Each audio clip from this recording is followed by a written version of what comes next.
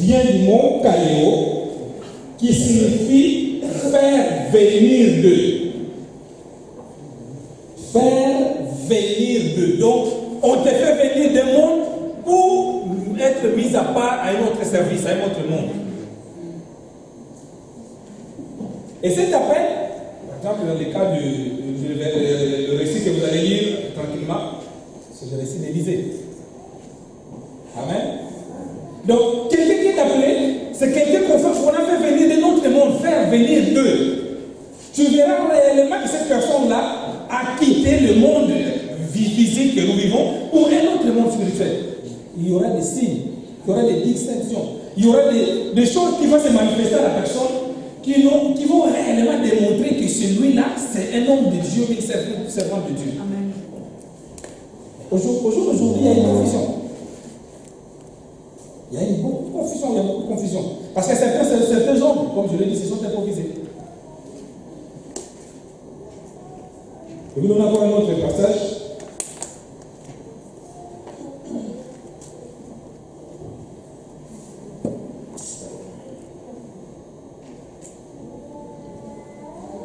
Dans Marc chapitre 3,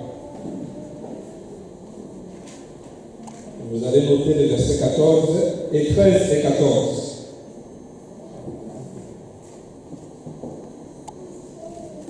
Marc chapitre 3, versets 13 et 14. Alors, pour quelle raison Dieu appelle des hommes ou des femmes à les servir? Il y a deux raisons. Donc Dieu appelle des hommes ou des femmes, mais il les met à part pour les servir pour deux raisons. Vous allez les noter pour ceux qui notent. Raison d'appel. Première raison, pour qu'ils demeurent avec le Maître, avec Dieu. C'est-à-dire, ces hommes-là, quand on t'appelle, la volonté de Dieu, la première volonté de Dieu, il veut que tu sois avec lui. Vous verrez quand un homme de Dieu, un serviteur de Dieu, essaie de vraiment dire de ce nom, essaie de s'écarter, Dieu le frappe. Parce que la première mission, quand Dieu appelle, il a créé 7 milliards de gens sur la terre, mais il choisit quelques-uns pour les garder avec lui. C'est ce qui s'est passé pour Jésus avec ses 12 disciples. Donc, première mission, quand Dieu appelle quelqu'un, il n'a pas envie, donc ne t'écarte pas. Il a envie que tu sois avec lui. Deuxième mission, pour t'envoyer là où il a besoin. Donc, première mission, que tu demeures avec lui. Deuxième mission, pour t'envoyer. Il a besoin des gens pour t'envoyer. C'est ce qu'on appelle l'apostolat. Donc, s'il n'a pas choisi des gens spécialement à cette mission-là, il n'aura personne pour l'envoyer. Il ne peut pas envoyer n'importe qui. Il va envoyer ceux qui sont avec lui. Et ceux qui demeurent avec lui, pendant le temps de demeurer avec Jésus, il les forme, il les brise, il les forme pour la mission. Voilà pourquoi je dis qu'un bon appel doit passer des années avant que la personne rentre dans la mission. Pendant ce temps-là, il passe le brisement, il passe les saurages, il passe le moment de... Donc, quand il va t'envoyer, il est sur une personne capable. On va voir dans l'armée, par exemple. On a vécu malheureusement des attentats qui a frappé notre pays. Les unités d'élite qu'on a vu intervenir sont des unités qu'on ne voit pas souvent. Ce n'est pas les policiers dans l'ensemble qu'on croise dans la vie qui nous contrôlent, qui nous disent non. Ces gens-là, la mairie ou bien la GIGN ou bien le REM, ce sont des gens qui sont gardés, anonymes, préparés pour des missions spéciales. Amen. Donc, dans les Seigneurs, ceux qui sont appelés, Dieu les garde avec eux, jamais souvent. Il les a dit que l'apôtre Paul a été sous le pied de Gamaliel pendant les années de formation, et quand il est sorti, il a fait un travail extraordinaire que même les disciples qui étaient avec Jésus n'ont pas fait. Donc le temps de formation est très important. Tu peux avoir ton onction aujourd'hui, prends le temps. Tu peux être appelé. Là où vous êtes dans la salle, il y a des gens qui sont appelés. Amen. Amen. Amen. Moi je le vois, je le sais. Mais on Parce que quand on sort plus vite, on n'a pas reçu d'autres instructions. Et sur le terrain, on fait une bêtise et c'est trop tard. Je l'ai toujours dit, la seule faute qu'on ne peut pas pardonner, c'est la faute spirituelle. La faute du monde, je me rappelle quand il y a certains journaux people qui se vendent, qui savent tout ça. Et ça fait un tabac de vente. Pourquoi? Parce que les gens veulent aller lire ce journal pour voir qui sort avec Angelina, qui fait avec ça, qui fait avec ça. Ça se vend, et c'est des bêtises, hein? Mais ça se vend bien. Amen. Ça se vend bien. Mais un pasteur, un évangéliste qui fait n'importe qui fait une bêtise, pas de pardon. Ah, mais même lui. C'est pour cela que je te dis, serviteur de Dieu, attention. On n'a pas le droit de faire. Les gens nous considèrent comme des super humains parce qu'ils savent qu'on a été mis à part. Amen. C'est là que Paul l'utilisait. Je veux que vous soyez, je sois, pardon, un modèle pour vous. Voilà, c'est quelque chose. Aujourd'hui, c'est rare de voir un serviteur de Dieu dire voilà, c'est gens qui te disent voilà, imitez-moi. Souvent nous disons écoutez ce que j'ai dit, mais ne suis pas ce que j'ai fait moi. Amen. Donc, le deux missions, c'est ça. On va courir. Alors,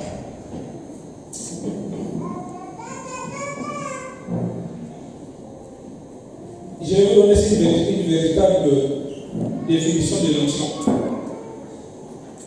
L'onction est un signe visible et efficace dans la vie d'une personne. Non, c'est un signe visible et efficace de l'agir de Dieu dans la vie d'une personne. En d'autres termes, l'onction démontre réellement que cette personne-là agit en faveur de Dieu. Il a Dieu, cette personne-là.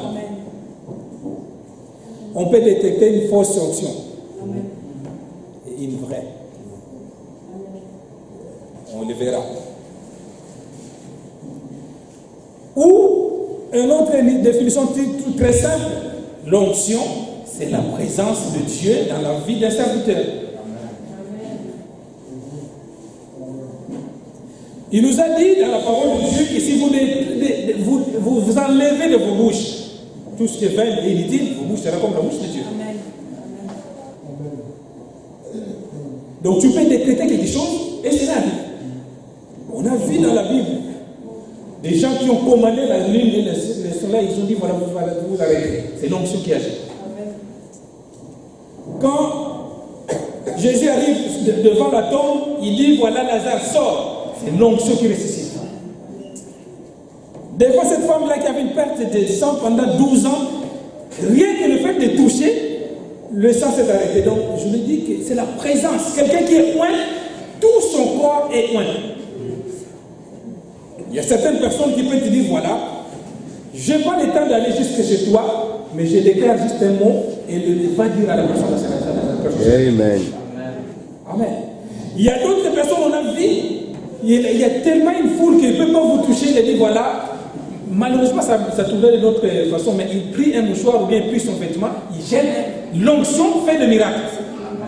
Malheureusement, comme je l'ai dit, il y a une fausse onction qu'on verra par la suite qui a détourné les choses. Mais quelqu'un qui est loin, tout son corps, ses vêtements, tout ce qu'il prend, qu'il porte après est loin. Je vais vous donner un témoignage de quelqu'un qui est vraiment malade. On arrive à une grande croissance d'évangélisation. Il y avait tellement de monde que l'évangéliste ne pouvait pas le toucher. Il a dit au service du protocole, prenez ma veste, va donner à la personne qui est tout au milieu de la salle là-bas, est possible de le toucher, et elle est venue paralytique, mais il va marcher. La personne a pris la veste, juste en le portant comme ça, il s'est dit. L'onction est capable de faire des choses. Donc c'est fait pour réellement démontrer aux païens et aux gens qui ne peuvent le voir que Dieu est capable d'agir.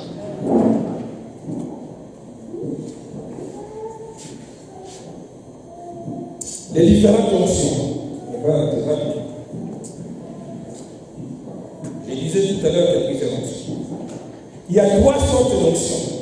ou 3 étapes d'onction dans la vie. Première onction, c'est l'onction des lépreux. Comme le mot le dit, lèpre. Il est aussi dit l'onction de la nouvelle naissance. C'est pour ça que je disais tout à l'heure que tout chrétien, né de nouveau, baptisé par immersion, peut être loin. Et cette onction de lépreux, pourquoi on appelle l'onction de lépreux? Parce qu'à l'époque, la lèpre était une maladie. Quand on attrape cette maladie-là, on te met en quarantaine. Amen, suivez-moi bien. C'est-à-dire, c'est une maladie contagieuse. Et cette maladie-là, rendait les gens impies. À l'époque, même quand tu as la lèpre, tu ne peux pas t'approcher, tu peux pas t'approcher des gens. Alors, comme je l'ai dit tout à l'heure, que l'onction, c'est la présence de Dieu, c'est quelque chose, c'est une personne que Dieu a mise à part. Donc, le lépreux était mis à part pendant un certain temps jusqu'à la guérison avant de revenir dans la faute. C'est-à-dire qu'il faut qu'il soit mis à part. Pendant ce temps-là, il y a le temps d'incubation, le temps de traitement. Il ne sera pas en contact avec les gens. Tout chrétien né de nouveau a besoin de se mettre à part pendant un certain temps, chercher que Dieu puisse le visiter, que Dieu puisse nous baptiser du Saint-Esprit, que Dieu puisse nous oindre. Et en sortant, la puissance qu'il reçoit, cette onction-là, c'est ce qu'on appelle l'onction de lépreux. Je ne sais pas si vous avez compris mon sens. Amen. Alléluia. C'est un enseignement. Quand on n'arrive pas à comprendre, vous pouvez poser la question, au lieu d'aller à s'embrouiller. Donc, on est né de nouveau, on est baptisé par immersion. Il faut passer à l'étape de chercher Dieu, s'approcher de Dieu, demander à Dieu de te remplir du Saint-Esprit, de te oindre du Saint-Esprit, parce que tu en auras besoin, comme je l'ai dit tout à l'heure. Alors, pendant ce temps-là, tu te mets à l'écart comme le lépreux se mettait à l'écart. Et au retour, si les réponses sont favorables, l'onction que tu vas recevoir, c'est une onction de base qu'on appelle l'onction de nouvelle naissance ou bien l'onction de lépreux. Et cette onction-là te permettra de continuer ta vie chrétienne. Si tu n'as pas la peine, cette onction-là te suffit pour la protection devant l'ennemi, des démons, de tout ce que tu peux rencontrer. Amen.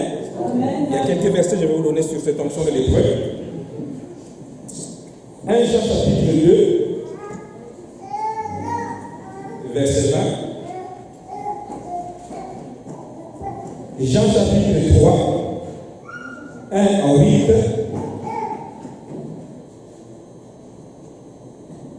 Et puis 2 Corinthiens, chapitre 1, 21 à 22. 2 Corinthiens 1, 21 à 22. 1 Jean chapitre 2, verset 20.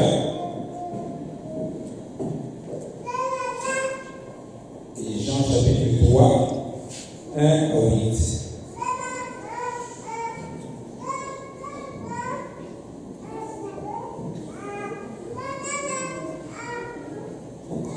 Deuxième étape d'onction,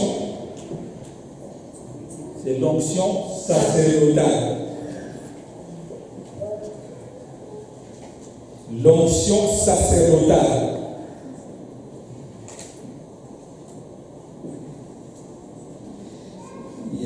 Prenez de chacun des versets. Dans Matthieu 11, à partir du verset 15, il y a un verset qui nous dit, voilà, ceux qui ont des oreilles pour s'entendre, je vais les développer un peu après par la suite. Notons au Galates chapitre 2, verset 20. Galates 2, 20. Et Matthieu 11, verset 9. Notez seulement, vous allez les suivre après la suite. Alors, je le disais tout à l'heure qu'on rentre dans un moment de recul. On se prépare. On rentre dans un moment de recul pour chercher Dieu. Et Dieu te donne une onction. Cette onction-là, ça s'appelle l'onction de lépreux. Ça te permet juste, c'est une onction basique. Ce n'est pas une sous-onction, mais c'est une onction basique. Mais maintenant, pour quelqu'un, un serviteur de Dieu, cette onction-là ne suffit pas. Amen. Amen. Pourquoi? Parce que l'onction de lépreux est une onction unique pour une personne, une onction personnelle. L'onction de lépreux peut-être jouer juste dans un rôle de prier pour tes enfants, pour ta famille, tout ça. Ça suffit, c'est une onction qui est limitée. Or, un serviteur de Dieu a besoin de la foule, il a besoin de toucher la foule. Et pour cela, le mot sacerdoce. Alléluia. Cette onction de deuxième degré d'onction est réservée à ceux qui servent dans le sacerdoce, les sacrificateurs, serviteurs de Dieu. Cette onction-là est capable d'agir de loin comme de près. Cette onction-là, plus on monte à cette onction-là, plus les conditions montent. On va les voir. Et cette onction-là, c'est ceux qui servent le serviteur de Dieu. Quand on voit par exemple le serviteur de Dieu organiser une croisade, le serviteur de Dieu organise un séminaire et il fait appel de gens pour prier, tout ça. Parce que sachez que quand tu appelles les gens, quand tu pries pour la personne a mis comme intention recevoir ce que son cœur désire. Je ne pense pas, aucun patient continuera à aller voir un médecin qui, à chaque fois qu'il va chez ce médecin-là, il y a rien qui change. Ton cabinet va fermer, je pense. Amen. Alors, c'est là où il y a le problème. Certains serviteurs de Dieu, sans onction, qu'est-ce qu'ils vont faire pour attirer les fous? Ils vont chez le magicien. Ils vont chez le marabout, ils vont chez le féticheur. C'est pour ça que je dis, faites bien attention, peuple de Dieu. Ne donne pas ta tête à n'importe quel serviteur de Dieu. Ne va pas prier à n'importe quelle assemblée sans le contact du Saint-Esprit. Même ici, je vous ai toujours dit, si vous venez ici, demandez à Dieu pour ce nouveau. Si Dieu vous convainc, c'est la présence de Dieu, venez. Parce que l'onction a fait beaucoup de dégâts. Maintenant, il va chercher d'attirer la foule. Qu'est-ce qu'il va faire? Il va chez le marabout. Parce que le marabout donne la même chose, mais en sens inverse. Nous, le plus ancien, le plus vieux, à Kinshasa, on avait vu un certain Edingwe. Lui, il n'avait même pas besoin de te toucher, il fait comme ça, tu tombes. C'est un catcher en fait. Parfois, il te regarde comme ça, tu me sens te toucher, tu tombes. Et c'est le même système que certains serviteurs sont partis chercher. Il vous fait comme ça. Tous les autres, depuis toute l'église, quand il va commencer comme ça, vous vous réveillez. Ah, il a la puissance de cette église-là. Attention. Attention. Et ce n'est pas parce que tu vas tomber que les choses vont changer. Amen. Amen. Discerner. Quel est cet esprit qui gît dans cette église? Quel est cet esprit qui gît dans cet homme? On va voir dans quel homme, dans quelle personne le Saint-Esprit peut réellement habiter. Alléluia. On va voir. Troisième étape, on va prendre les définitions de celui-ci, on va les développer par ça. Troisième étape, après l'onction sacerdotale, il y a une dimension d'onction encore beaucoup plus extraordinaire, ce qu'on appelle l'onction royale. Là, le terme roi est dedans. L'onction royale est la plus rare, très rare. Il y a certains serviteurs de Dieu jusqu'à la fin de leur ministère, ils n'atteindront pas cette dimension-là. C'est une portion d'onction, ce n'est pas impossible de l'atteindre. Vous pouvez l'atteindre. Cette onction-là, c'est cette onction qui agit à des kilomètres. Et qui est prévu à atteindre des milliers de gens. Une spécialité des évangélistes. 95% de ceux qui reçoivent cette onction, ce sont ceux qui sont appelés dans le ministère d'évangéliste. Amen. C'est ce qu'on voit par exemple chez Billy Graham, Benny Hinn. Lui, il a cette onction, il a été cette onction royale. C'est-à-dire, lui, il peut arriver, quand il arrive, c'est des foules, c'est des milliers de gens. Ce n'est pas des centaines. L'onction sacerdotale peut s'arrêter à des centaines, de 200, 300, 1000. Mais quand tu arrives à l'onction royale, c'est des milliers. C'est pour ça que je le dis, ils ne sont pas nombreux. Mais c'est possible. Amen. Amen.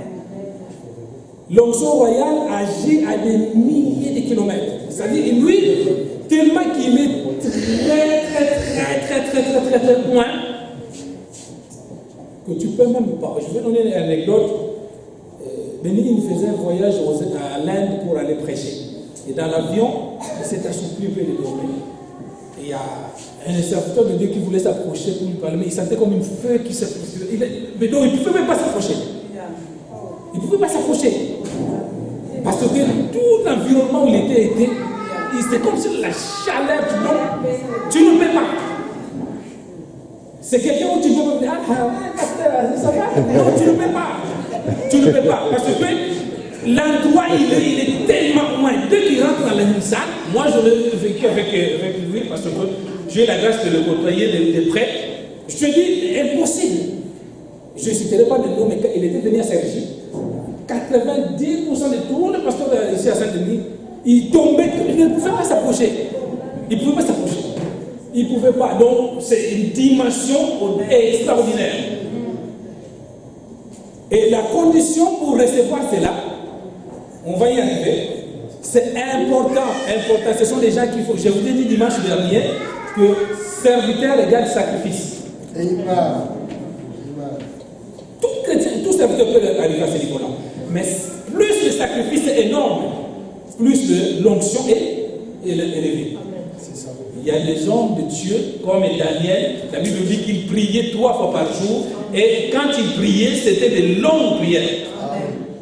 Mais certains serviteurs de Dieu, je ne peux pas les dire, peut-être parfois du temps, ou bien parce qu'on a beaucoup, voilà, la tête est ailleurs, tout ça, il faut penser au travail. Parce qu'un serviteur, c'est quelqu'un qui est mis à part pour le travail du Seigneur. L'Église ne peut pas recevoir des hommes comme ça, parce que l'Église aussi ne sait pas comment garder les hommes de Dieu, comment s'occuper des hommes de Dieu. Quand on a cité le cas de l'Église, ces gens-là, ils sont à 100% pour le ministère. Matin, midi, soir, ils n'ont pas passé à des factures, ils n'ont pas passé à des enfants, qu'est-ce qu'ils vont manger. Donc quand ils se réveillent, c'est la prière. C'est comme quand un joueur professionnel, on ne le laisse pas chez lui. Il va dans un camp de formation. Le matin, dès qu'il se réveille, la nourriture, c'est par rapport au sportif.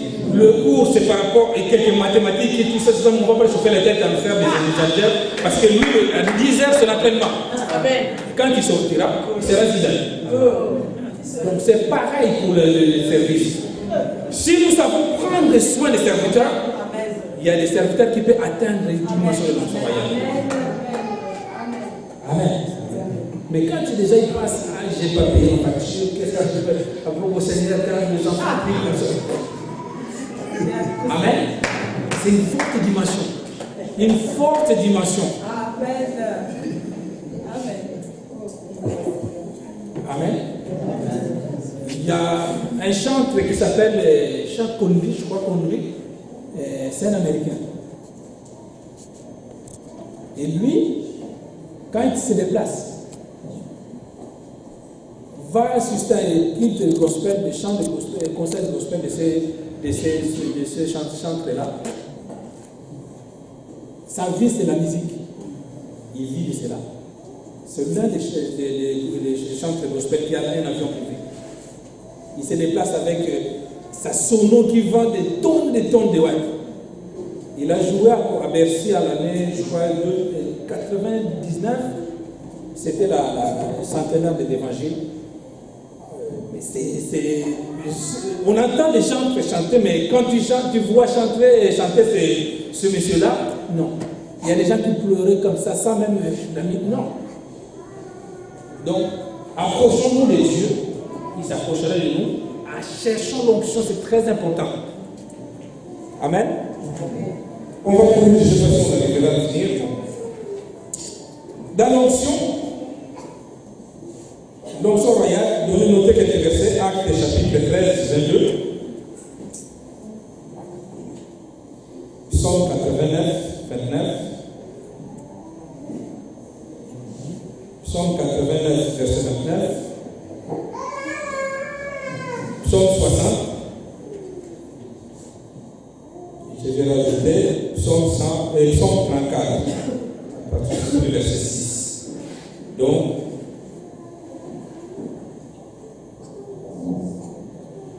comme je le disais, royal, c'est la participation à la gloire de Dieu. Donc c'est une manifestation visible. Alors, à part les trois onctions, il y a ce qu'on appelle l'effet de l'onction sur le serviteur. Donc, effet de l'onction sur le serviteur. Ça peut amener ce qu'on appelle l'onction de prêcher. Il y a une onction de prêcher, c'est-à-dire ça touche juste le domaine de prédication, mais une parole qui sort avec une forte compréhension, une forte puissance. Il y a l'onction de prêcher. Il y a des gens qui ont cette onction-là. Donc lui, quand il prêche, tu sens les chairs de poule. L'onction pour enseigner, ça existe. Il est capable de former l'enseignement, de créer l'enseignement au bout de 2 minutes, 3 minutes. Il fait un thème qui est capable de développer des thèmes. L'onction de croissance, ça peut aussi agir. L'onction peut agir aussi au niveau de croissance. C'est-à-dire que vous invitez quelqu'un, un serviteur, son passage apporte une croissance dans la vie d'un ministère. Il y a plusieurs étapes d'onction. Je ne peux pas tout détailler pour moi. Alors,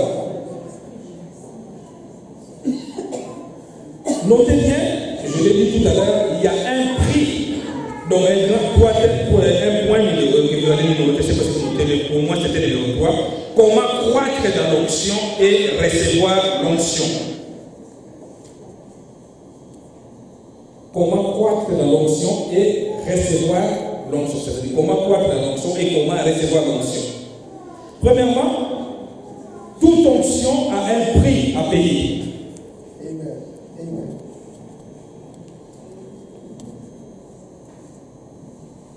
Amen. Amen. Alors, il y a 4 étapes dans la croissance de l'onction. Première étape, la sanctification. Deutéronome chapitre 18, verset 13. Plusieurs versets. Je vais vous donner le deuxième. Genèse chapitre 6, verset 9. La sanctification. C'est des hommes ou des femmes qui sont, je pourrais même dire, saints. Alors, est-ce qu'ils ne font pas ils commettent pas de péché? Si, en tant qu'hommes. Mais, comme je disais, ces hommes-là sont mis à part et restent avec Dieu, à moindre écart, c'est comme des magaisons dans le corps qui nous disent voilà, reviens vite, reviens vite. Mais il y a certains chrétiens ou certains serviteurs, ils sont même là, ils vivent dans le péché, ils se réveillent parfois après 10 ans après qu'ils étaient dans le péché. Amen. La sainteté, la sanctification. Parce que c'est le domaine du Saint-Esprit. Dès que tu es un vrai enfant de Dieu, c'est pour ça que la Bible nous dit nous devons, après le baptême, passer à l'étape de la baptême du Saint-Esprit. Parce que c'est internomètre. Quelqu'un qui a par exemple le don spirituel, dès que ces dons-là ne se manifestent plus, c'est qu'il y a un problème. Mais si tu n'es pas baptisé du Saint-Esprit, tu ne sauras même pas que tu es dans le péché, tu continues à vivre. Deuxième étape, la méditation de la parole de Dieu. Je vous disais tout à l'heure que certaines puissances ne viennent pas de Dieu parce que tu verras dans ces églises-là, ils arrivent, premièrement, chantent. Ils chantent. À deuxièmement, ils commencent à sauter dans après, ils commencent à prophétiser. C'est nul. C'est nul. La parole fait la puissance de Dieu. Parce que après ces gens-là, vous commencez à les prophétiser, mais ils ne savent même pas c'est quoi la parole de Dieu. Ce qui va retenir la délivrance, c'est la parole de Dieu. Si la personne n'a pas la connaissance de Dieu, mais le démon reviendra encore avec beaucoup de puissance. Donc, un serviteur de Dieu, impossible. J'avais rencontré dans le ministère un grand, disons, prophète des nations. Lui, la parole, nul, il ne sait même pas prêcher. Il commence. Donc quand tu le vois prêcher, mais possible. Mais domaine prophétique. Faites attention quand on vous fait que prophétiser. Quand on vous fait que. Non, le miracle c'est bien. Mais c'est lui qui fait le miracle. C'est le Saint-Esprit. Et le Saint-Esprit c'est Dieu. Et Dieu c'est la parole. Elle a dit au commencement il était la parole. Si vous allez quelque part, on vous fait que vous prophétisez sur la vie, c'est bien parce qu'on en prend goût après. Il y a certaines personnes, quand ils font l'assemblée, il n'y a pas de prophétie, et c'est ils sont morts, non, Dieu est présent dans sa parole. La vraie guérison, c'est la parole de Dieu. Amen. Ça ne sert à rien qu'on vous raconte des prophéties. Et si mais certaines prophéties, déjà les pays de prophéties qu'on vous a racontées, est-ce que ça s'accomplit? Non. Mais vous continuez à recevoir des prophéties qui passent à côté. Ça sert à rien d'accumuler le temps de prophéties. Commence d'abord à l'accomplissement de ces prophéties qu'on vous a déjà données. Amen. Peuple de Dieu. Amen. On vous a dit déjà la première prophétie, ça n'a pas compris. Il a rajouté la deuxième, la troisième. Commence d'abord par la première. Amen. C'est important. Le peuple périsse parce qu'il manque de connaissances. Nous approchons vers le temps où le diable crée ses églises. Et c'est l'onction qui agit. Il y a des saints qui disent voilà, moi je le. Non, on vous dira par la suite. Il faut prêcher, mais il faut qu'il ait la connaissance de la parole de Dieu. Amen. C'est beaucoup de gens qui sont proclamés aujourd'hui des pasteurs, des prophètes. Non, ce sont des gounds et des dégoûts. Ce ne sont pas des pasteurs. Ce ne sont pas des pasteurs. Amen. On va dire des choses vraies. Troisième étape, c'est le jeûne et la prière. Certains serviteurs de Dieu, ils prient, ils demandent de l'onction, mais incapables de gêner jusqu'à 18h. Mais tu n'auras pas, même l'onction de l'épée, tu n'auras pas. Tu n'auras pas. Les disciples étaient incapables de veiller avec Jésus. Un chrétien qui est incapable de gêner, il y a des chrétiens du 1er janvier jusqu'au 31, il n'a jamais gêné. Sauf parfois si on donne l'ordre de gêner, et encore. Dommage que vous n'étiez pas dans l'enseignement sur le jeûne. Mais les jeûnes, ce n'est pas obligatoire, mais ça fait partie de la vie chrétienne. Amen. Un chrétien doit avoir une vie de prière. Un chrétien doit avoir un rendez-vous continu avec le Seigneur. Tu ne peux pas aller plus loin. C'est pour cela que dans le manque d'onction, le diable, je veux dire, il n'a pas peur des chrétiens, mais il a peur des chrétiens qui ont l'onction. Si tu es chrétien, mais tu n'as pas l'onction, il va te taper tous les jours. Tu vas te réveiller toujours avec. Et souvent, quand tu appelles le pasteur ne répond pas. Parce qu'il est au travail. Amen. Mais je dis la vérité. Amen. Je dis la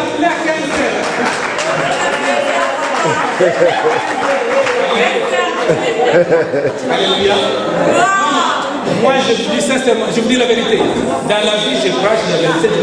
Parce que le pasteur aussi, il a une vie. Il est pasteur ici, mais au travail, il est employé. Sur le patron, il dit pas de téléphone, pasteur.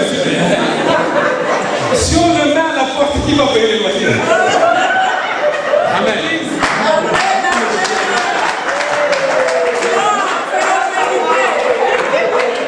Alléluia. C'est la vérité. C'est la vérité. Cherche à avoir le contact avec le Saint-Esprit. Alléluia. Cherche à avoir le contact avec le Saint-Esprit. C'est important. Parce que la Bible nous dit à tous ceux qui ont reçu Jésus comme Seigneur et Sauveur, je vous ai donné le pouvoir. Et ce pouvoir-là, tu l'exerces au nom de Jésus, les démons vont fuir. Je vous ai déjà parlé sur la délivrance. Il y a une idée qu'on appelle l'auto-délivrance. Pose ta main au ventre, tu dis au nom de Jésus, le mot de ventre doit disparaître. Il va disparaître. Mais s'il ne nous obéit pas, parce qu'il n'a pas l'onction, il y a des chrétiens qui font même le pâté avec les démons. Laisse tomber, mon diable, laisse tomber, diable, ça, vas-y. Non! L'onction a besoin. Et vous savez la possibilité, parce que la Bible nous dit, je ne vous ai pas laissé seul. Et le Saint-Esprit est capable de faire ça. Amen.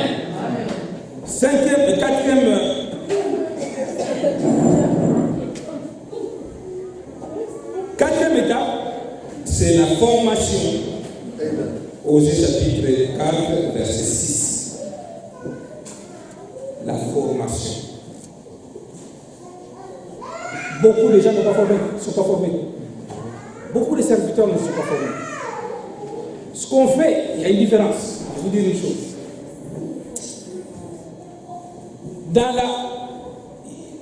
Tu es chrétien. Et dans la vie chrétienne, Dieu fait un appel. Je disais au début, l'appel, on le reçoit quand on est parfois dans le ventre de nos mamans, parfois au cours de notre vie, Dieu t'appelle. Quand tu sens que tu as l'appel de Dieu, entre dans ces dimensions de ces 4 choses-là. Marche dans la sainteté, dans la grâce de Dieu. Prends le jeûne de prière. Attention aussi au jeûne de prière. C'est important. J'ai ma cousine qui faisait 67 kilos. Il est rentré dans ce mouvement de jeûne de prière. Il est ressorti avec 47. C'est pas, le but, ce n'est pas de faire le régime ou bien de non. Dans le jeûne, Dieu dit dans sa parole certains esprits qui sortent par des jeûnes. Et quand il dit certains esprits, c'est voilà l'utilité de l'onction bien par manque de connaissances. Il y a dans certaines communautés, il te dit voilà, moi, parfois, chasser, on nous dit non. D'abord, l'esprit te donne le discernement. Amen. Il te dit voilà, j'ai besoin de t'avoir à mes côtés pendant 4 jours. Amen. Et pendant ces 4 jours-là, je te donne l'instruction, telle, tu dois suivre. Quand on rentre en jeûne, c'est dans l'instruction de Dieu pendant un moment déterminé. Ce n'est pas toute la vie jeûne. Non! Il y a un temps pour chaque chose. Il y a un temps pour chaque chose. Parce que quand tu rentres dans la psychose de jeûne, tu risques de voir des démons partout. Oui. Une mouche qui vient visiter parce que vous avez une mangue à la maison qui est pourrie. Ah, c'est des démons. Non. Il ne faut pas rentrer dans la psychose. Nous, la vie chrétienne, Dieu nous a donné une vie, d'amener une vie libre et en sécurité parce que nous avons le Christ avec nous et son esprit. Ça m'a fait de la peine. On était parti dans une assemblée en plein hiver.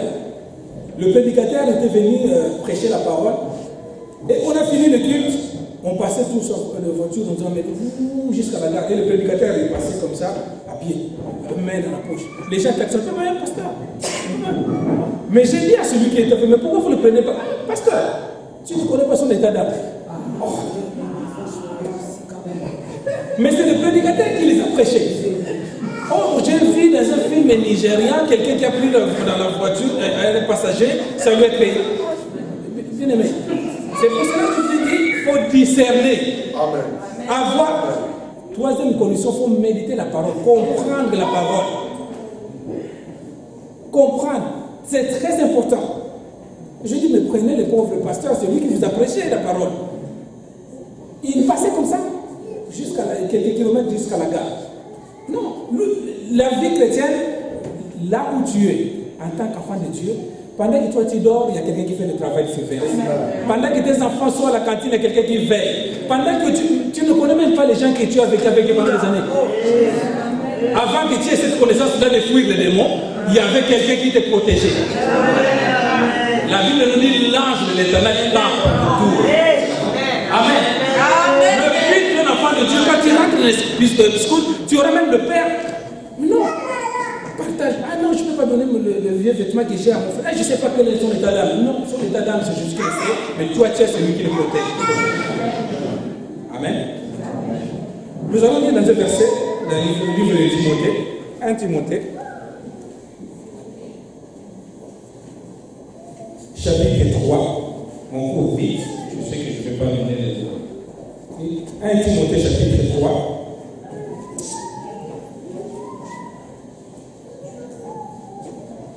Rapidement, celui qui sait lire rapidement les 13 premiers versets. 1 Timothée chapitre 3, verset 1 jusqu'à 13. Rapidement.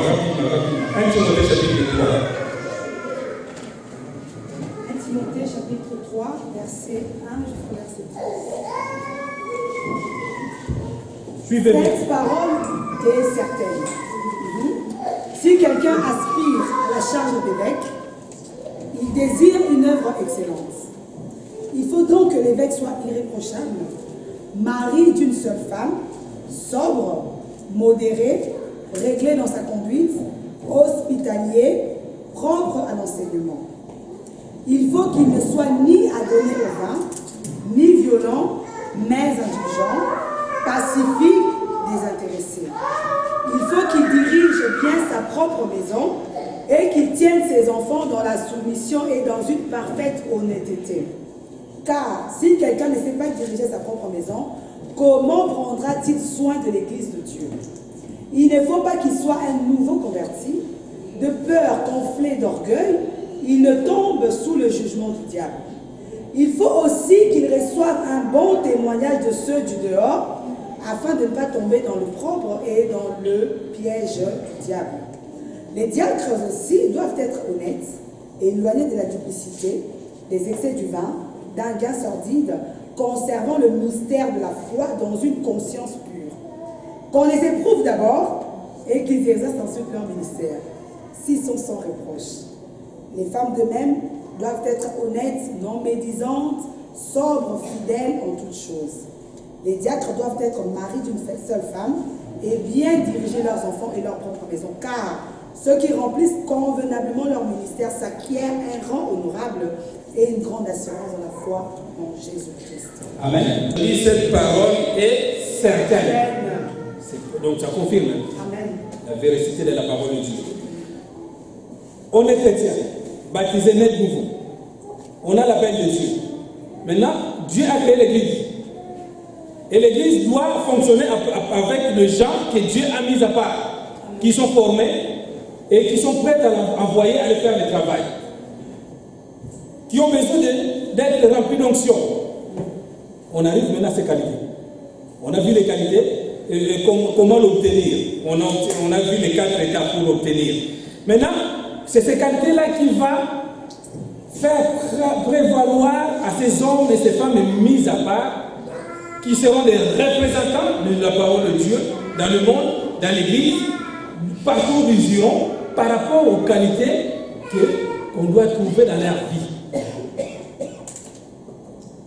Il dit, un évêque, ça englobe l'ensemble de l'apostolat, l'ensemble du ministère, parce qu'il y a certains thèmes, on va parler quand on va, il y a certains qui se sont attribués. Moi, à l'époque, quand j'attendais révérend, je crois que c'est seulement le pasteur. Donc, l'évêque, tu veux aspirer à ce thème-là, à ces charges-là, la Bible va plus loin, il dit c'est une grâce. Ce n'est pas donné à tout le monde. Mais, il donne que tes consignes. Je disais tout à l'heure, parce que vous devez être un témoignage, un modèle pour les chrétiens. Aujourd'hui, tout le monde lit le livre des psaumes. Tout le monde veut s'identifier à Job, ceux qui passent des épreuves. Parce que quand pourquoi? Parce qu'ils ont fait preuve de témoignage. Amen. Alors, il dit, si tu veux aspirer à ces charges, tu désires une œuvre très excellente. Mais il dit, il faut qu'il soit irréprochable. Marié d'une seule femme, modéré, réglé dans sa conduite, hospitalier, propre, indigne, et ainsi de suite. Donc, j'avais vu moi, des pasteurs, des prophètes, des apôtres et tout ce que tu veux. Ils n'étaient pas mariés eux-mêmes. Après, quelle leçon tu vas donner? Quel témoignage que tu vas donner? Non. En fait, il faut qu'on soit des modèles. Quand on parle de mariage, moi je l'ai toujours dit, je le répète à chaque fois quand il y a des célébrations, on en a 3. C'est important. C'est important. Le mariage, en tant que chrétien, ces choses nous concernent. Dans la Bible, il y a 3 mariages, 3 étapes de l'état civil. Célibat, marié, veuve ou veuve. Mais on ne peut pas vivre dans la vie chrétienne sans se remettre en cause à ces choses-là. C'est important. C'est pour cela, vous, jeunes sœurs, jeunes frères, je vous ai toujours dit, avant de s'engager dans la voie de mariage, cherche à savoir la personne qui va s'apporter avec vous. Je vous ai parlé toujours de livre. Amen. Parce qu'après, Il y a beaucoup de gens qui se disent, voilà, moi, mon mari, je veux qu'il soit comme ça, comme ça, comme ça, et moi-même, je vais le former dans la prière. Ma femme, je vais... Non, tu vas droit au mur. Personne n'a le pouvoir de convertir quelqu'un si ce n'est que le Saint-Esprit. Parce qu'après, quand vous allez vous engager, il y a des enfants, il y a de la famille qui se met de côté, ça sera trop tard quand on va te réveiller. Soit le mari te dit, si tu ne veux pas le mariage, moi de toute façon j'ai fait des enfants, c'est à toi de choisir, va choisir notre femme. Tu es coincé. Et les choses de Dieu vont de pair avec le témoignage de la Bible. Donc, on s'engage, je l'ai toujours dit, un juif s'engage avec un juif, un chrétien avec un chrétien, un musulman avec un musulman. Première compatibilité, il faut avoir la même doctrine, la même foi. Parce que quand tu vas nous parler de Ramadan, tu lui dis, mais non, mais nous on ne connaît pas Ramadan. Quand tu vas nous parler de moments de jeûne, première condition, nous regardons d'abord la faute physique, il faut qu'il soit comme ça, il faut comme ça, et l'argent, non. Premier critère, il faut qu'il soit dans la même doctrine que toi, croit le même Dieu et Seigneur et Sauveur que toi. Ça c'est la première chose. Deuxième chose, cherche qu'il soit comme toi. Si tu es chrétien, il faut qu'il soit chrétien. Il ne faut pas chercher que le temps de se convertir, tu n'arriveras pas à le convertir. Si on avait la possibilité de convertir des gens, dans nos familles, il n'y aurait pas de païens. Il y a même des pasteurs dans leur famille qui sont des païens. Et le Saint-Esprit qui fait ce travail-là, ce n'est pas toi qui vas le faire. Donc ne va pas chercher de midi à 14h à passer du temps des jeunes à prier pour la conversion des gens. Cherche quelqu'un qui est déjà chrétien. Troisième étape, ne lui donne pas ton corps avant qu'il t'amène à la concrétisation de la parole de Dieu. Quand tu dis voilà chérie, après on verra par la suite, c'est fini. Tu lui dis, tu veux de moi? Oui, moi je suis chrétien, toi tu es comme moi. Donc nous les chrétiens, la fornication c'est un péché. Si tu lui dis, voilà, même tu as beaucoup de filles, si toi tu tardes, toi tu fais pas, moi je vais goûter ailleurs, vas-y ailleurs s'il te plaît. Mais moi, au moins tu seras clean. Tu sais, une fille qu'on a laissée parce qu'on l'a connue, ça fait très mal. Mais une fille qu'on a laissée, clean, tête haute. Amen. Après, va voir nos parents. Si un système de dot, passe par le dot. Des dots, c'est fini, je ne suis pas encore ta femme. Parce que Joseph avait la possibilité de laisser Marie, bien qu'ils étaient fiancés. Ce n'est pas pour cela qu'on allait le condamner. Le fiançailles commence à partir là où tu lui donnes le dot, parce que maintenant, on est en train de se voir, se côtoyer. Pendant qu'on est en train de se côtoyer, on évite de se procher un peu plus parce que le corps est faible. Mais on reste dans nos droits de limite. Quand tu aurais fait les dots, maintenant là, c'est la famille qui donne l'accord. Suivons bien. Dans l'Ancien Testament, si vous lisez la parole de Dieu, la Bible nous disait quand l'homme avait marre ou bien pour X ou quelque raison n'avait pas besoin de cette femme-là, il écrit une lettre de divorce et le mariage est fini. Parce que dans les doutes, c'est la famille qui se réunit. Il suffit que les deux familles se disent encore dans les doutes, les enfants ne sont pas entendus, ils se séparent, vous n'êtes pas là. On va continuer la deuxième étape, on va voir monsieur le maire, s'il y a possibilité. Ici, on comprend l'Europe parce que parfois certains problèmes administratifs ne fait que vous n'allez pas à la mairie. Mais c'est important en tant que chrétien, c'est considérer la Bible. Pourquoi? Parce que la Bible dit que toute autorité vient de Dieu. Là aussi, allez voir monsieur le maire, c'est bien, il va organiser votre mariage, c'est bien. Mais les jours, le monsieur le maire qui vous réunit, parfois lui-même, il est rosicrucien, il est ainsi de suite. Il va déclarer, selon la loi, d'un mari de femme. La loi vous autorise, c'est vrai que mari de femme. Mais, le jour où vous en aurez marre, l'une de l'autre, vous allez voir le notaire ou bien le juge, vous ne savez pas. Vous avez déjà vu le nom, on retient le nom. Le mariage peut s'arrêter et légalement tu redeviens célibataire. Or, quand vous arrivez au troisième étape, là, la personne qui vous unit, c'est Dieu lui-même, en présence de l'Église comme témoin. Et c'est rare d'avoir un pasteur franc-maçon ou bien tout ce que vous voulez dire. Donc là, c'est l'autorité de Dieu qui existe. C'est là où Dieu a dit, le mariage civil, le notaire ou bien le juge peut le séparer. Le mariage coutumier, la famille peut se réunir, écrire un autre nom et puis ça se sépare. Le mariage religieux, il dit que l'homme ne sépare pas ce que Dieu a uni. Pour vous les femmes, allez, poussez vos maris, allez jusqu'au troisième mariage, ce que j'appelle moi, CDI. Il y a que des mariages de CDD. À durée déterminée.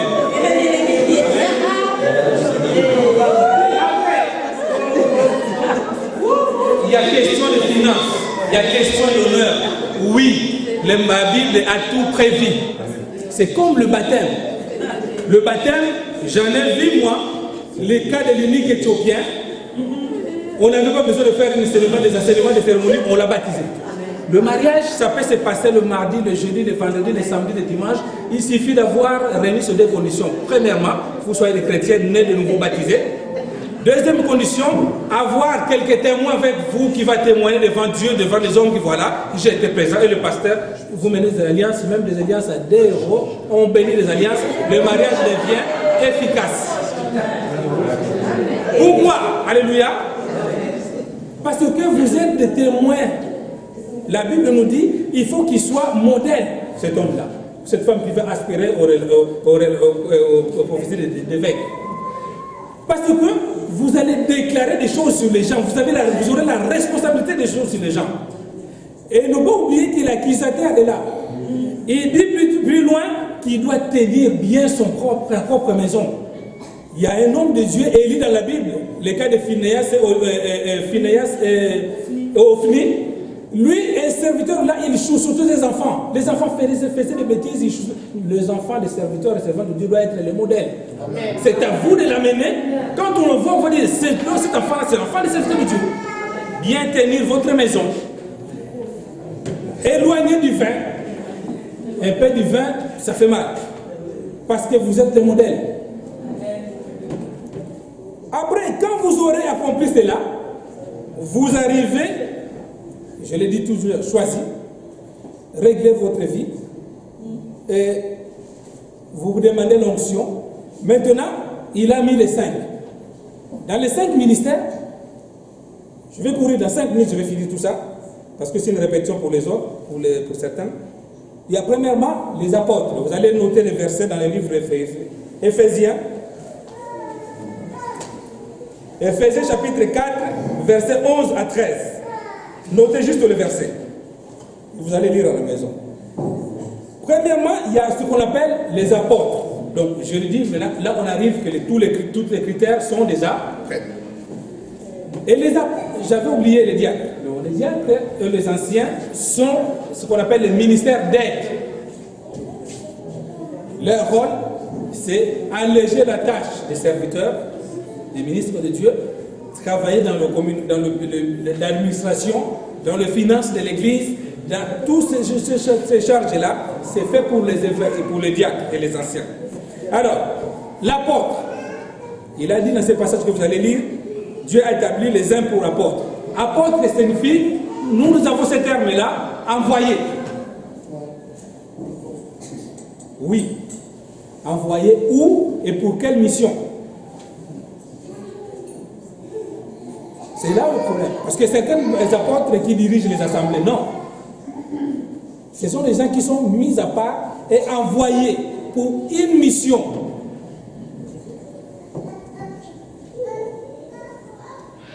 L'apôtre signifie le terme envoyé, une mission précise. Attention, l'apôtre est motivé par la prédication du message de la résurrection de Christ et de l'établissement de l'Église. Lui, le message clé de la mission d'un apôtre, c'est de rétablir, d'abord d'établir les églises, mais il est basé sur le message de la résurrection. Parce que sans la résurrection, tout est nul, tout est vain. Donc, cet apôtre-là, ce sont des gens que Dieu a envoyés parmi les saints qui ont une mission simplement d'aller bâtir les assemblées. Ils ont la capacité de se retrouver même dans le désert avec une personne. Il en fera 10 dans les mois à venir. D'où un apôtre doit arriver à un stade au moins de l'onction sacerdotale pour attirer. C'est lui qui bâtit les églises. Il bâtit les églises et après, j'ai aussi noté ceci. il est le pionnier des bâtisseurs. L'apôtre doit avoir une capacité importante de la parole de Dieu. C'est lui qui apporte la connaissance à l'Église et il oriente la vision selon les instructions données par le Saint-Esprit. Un apôtre, dans les livres des Actes des Apôtres, on a vu, il est capable de fonder des églises par l'onction et la puissance de Dieu qui est en lui. Et un apôtre est le responsable des 4 autres ministères. Ce n'est pas simplement bâtir. Voilà une charge importante. Donc parmi les 5 ministères, l'apôtre, c'est lui notre responsable. Donc il doit être à hauteur, à la mesure de diriger l'église, un remplacement de l'église au cas où, parce qu'il doit avoir la connaissance prophétique, la connaissance évangélique, la connaissance pastorale et aussi la connaissance doctrinale en tant que docteur. Amen. Quelques connaissances dans ce domaine-là. Lui, il bâtit l'église, il est un pasteur. Au moins de soucis, au moins de pépins, c'est lui qui va revenir plus rapidement. Donc il faut faire la connaissance au moins minimale de chaque de ces domaines. Je vais encore dire quelque chose sur l'apôtre.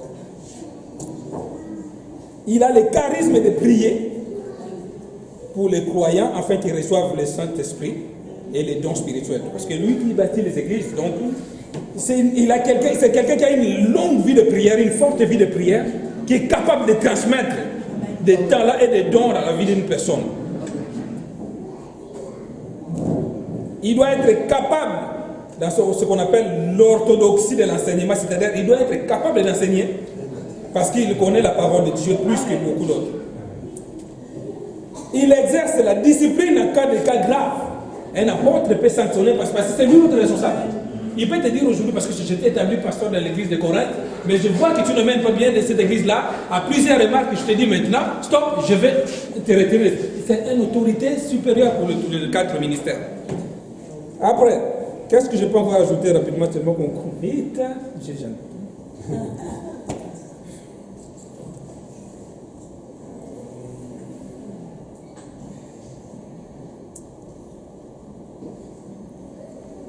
Il y a 4 types d'apôtres. Il y a Jésus en tant que l'apôtre suprême, dans Ésaïe 61. L'apôtre de l'agneau, les 12 qui est avec Jésus, la deuxième catégorie. L'apôtre de fondement, ceux qui ont bâti l'église. Donc par exemple le Paul, le Barnabas.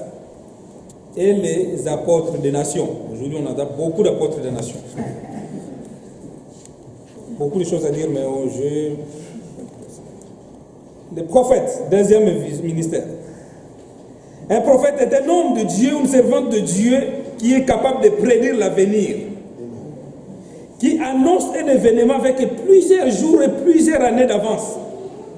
Donc un prophète, il peut te dire ce qui va arriver dans 10 ans dans ta vie. Et c'est là, avec une exactitude, il a la capacité d'exercer les 5 dons de révélation.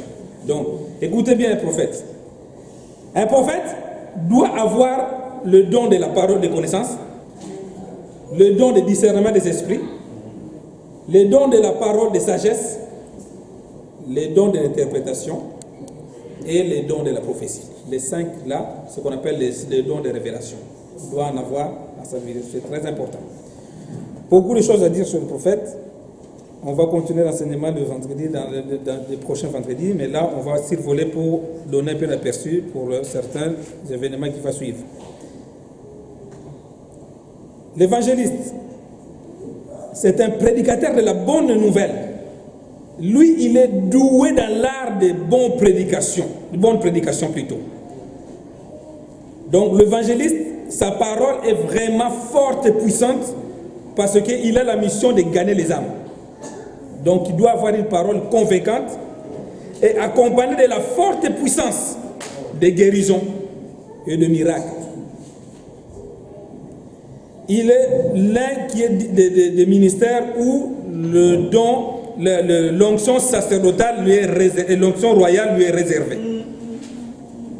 La présence de l'évangéliste dans une église locale est très importante parce que c'est une onction qui aspire à la croissance des chrétiens et à l'encouragement des chrétiens égarés. Beaucoup de choses à dire sur l'évangéliste. On va les sauter, on les reviendra après dans les enseignements de vendredi parce que là on a débordé. Le pasteur, je le laisse. Parce qu'en fait, le pasteur, ce n'est pas un ministère, mais c'est une fonction. Beaucoup de gens ne croient pas. Ils croient quand tu parles de l'église, ils passent directement au pasteur. Non, le pasteur, ce n'est pas un ministère. C'est une fonction. Signifie simplement serviteur au service d'eux. Donc là, on va les parler. Après, pourquoi les 5 ministères? Toujours quand vous allez lire dans l'Éphésiens, c'est là où je vais terminer.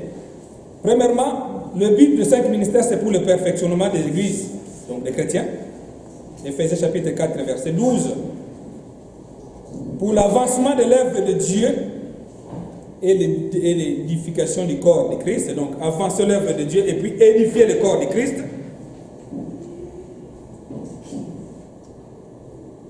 Pour apporter la connaissance du Christ parmi le peuple de Dieu. Et enfin, l'unité de la foi.